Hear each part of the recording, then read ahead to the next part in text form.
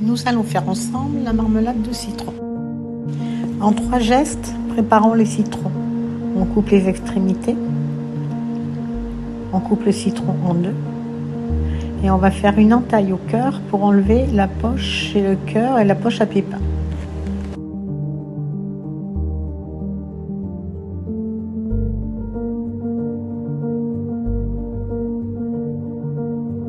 On va maintenant couper en tranches très fines, très fines comme ça, tous les demi-citrons, les uns après les autres, en faisant attention à ses doigts, en bien rentrer les ongles pour ne pas se couper les ongles.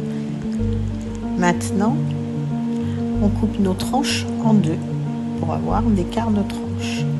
Le citron est prêt, il va reposer dans 12 heures dans de l'eau fraîche. La suite demain. C'est reparti pour la cuisson. On verse le citron dans le chaudron en cuivre. On vérifie que l'eau affleure bien au niveau du citron pour qu'il n'attache pas. On met à feu moyen et on commence à faire chauffer les citrons.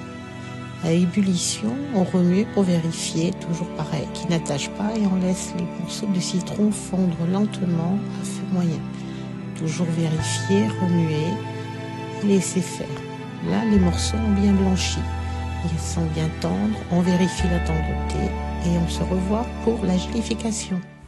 C'est parti pour la gélification de notre marmelade. Versez le sucre en pluie en plusieurs fois, bien répartir, puis vous mélangez pour bien incorporer le sucre à votre confiture.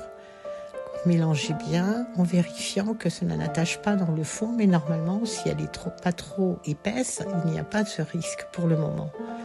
Vous laissez cuire, vous remuez souvent, vous revenez par étapes. Ça y est, la marmelade a gélifié, on le remarque à la couleur, à la densité. Attention, cette confiture ne doit pas être trop épaisse parce qu'en refroidissant, vous risquez d'avoir une pâte de citron au lieu d'une jolie marmelade qui s'étalerait sur votre tartine. On passe à la mise en bocal, voilà vos capuchons. Et vous avez bien évidemment stérilisé vos bocaux et retourné sur un chiffon propre.